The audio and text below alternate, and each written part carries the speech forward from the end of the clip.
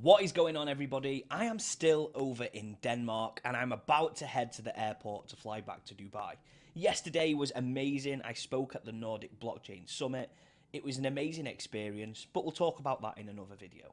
In today's video, we're going to cover the latest crypto news and, of course, the latest figures. But before we do, if you are enjoying this content, be sure to hit the like button, drop me a comment, and please do subscribe. It means an awful lot. We are so close to 10,000 subscribers. Without any further ado, let's get straight into the latest and greatest crypto news. Now, a key number and a key fact that stands out is this. Half of the world's crypto millionaires actually bought Bitcoin. What does this show us? Is it the start of a bull run, or is it the way that smart or bigger whales or people with more finance are buying and holding cryptocurrency? I think it's a great thing for me. I look at this and I think the real people with money right now are clearly edging their bets with this token or asset. Is this something I should look at? It doesn't make me go out and buy it straight away, but it makes me go and ask further questions. Of course, I'm very open. Bitcoin is my number one holding. I love Bitcoin an awful lot.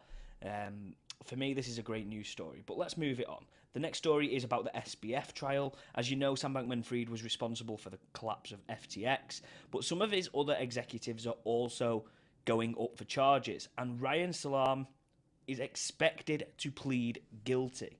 Now, this is really interesting because SBF has been coming out and ratting on people, basically snitching on others, telling people that he wasn't fully responsible and throwing other people under the bus. Now, one of his right-hand men, he's an executive, a senior executive at FTX, is going to plead guilty. This is not going to go in SBF's favour, in my opinion. Now, more and more crypto millionaires are being found dead. This is a crazy, crazy story. It's been happening for years, and people are following it. People have been documenting it for many times across social media, but nothing's happening about it. I mean, some of the risks around holding cryptocurrency is some people keep it on their phones, and when they're walking around, you've got access to funds straight away, which when you're talking about organised crime gangs, you're talking about some of these bad people, they know this, and they use it because they can get you to transfer it straight away. And if you don't, bad things happen. This is one of the biggest risks and one of the biggest fears for me in the crypto space. Terrible. Now, the next story is from OpenSea. You will remember that there was an allegation around insider trading. Basically, in short, it was accused or alleged that some of its employees were putting certain projects on the homepage to get more buyers for them. And they were found guilty, basically, or about to be found guilty. Now, one of his managers of OpenSea has chosen to serve prison time for insider trading, even though they're still appealing the process. Very sus. Now, China has banned over 80 crypto influencers from their social media platform, Weibo. Now, this is in the midst of a huge crackdown from the Chinese government and authorities around all related crypto activities. This comes just after weeks after the State of Council of China clamped down on Bitcoin mining trading, and this led to a sharp decline in the value of major cryptocurrencies. We saw a dip within the markets. Now, experts suggest that the government campaign against virtual currencies is part of a wider effort to control financial risks to the country. And as of now, cryptocurrency-related content, including exchanges, ICOs, token sales, are prohibited on social medias within the country. Polygon Foundation has denied it is, dumped over $5.5 million worth of Matic on Binance. Now, this is despite on-chain data suggesting otherwise. A very interesting story, this. This is a very interesting story. Now, Sandeep, who is one of the founders of Polygon, has come out and said, "You're incorrectly labeling this transaction. Please be careful with these tweets. It is creating unnecessary FUD for communities." Now, we do want him to come out and clarify the exact data around this. You look at Look On Chain, they are going out there and providing information for people. But we've not seen a counter-argument. The only counter-argument we saw was, it's incorrect. It would be nice to have more clarity. Let's have a look at some of the prices. At the time of making this video, Bitcoin is currently up 2% at $26,274. Ethereum is currently at $1,647, up 0.64%.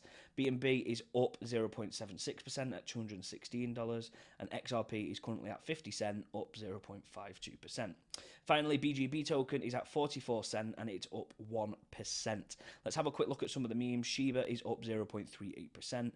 Doge is up 0.54%, Pepe is up 0.99%, Bonk is down 5%, and Bone is down 5.4%.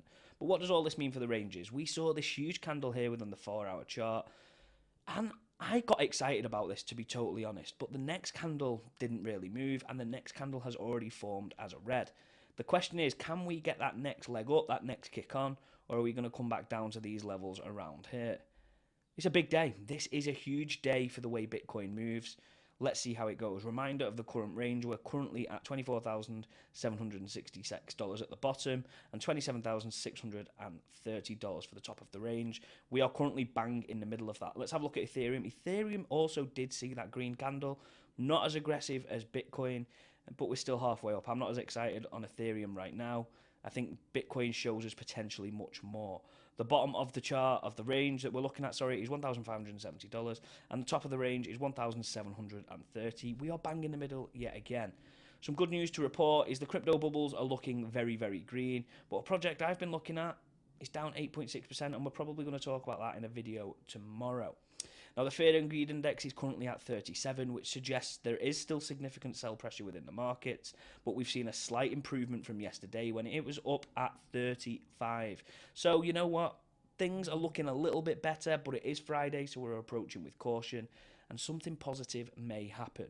I've been Crypto Jamie. Hopefully you enjoyed this video. I'm heading to the airport very soon. Thank you so much for your support, but most importantly, let's go.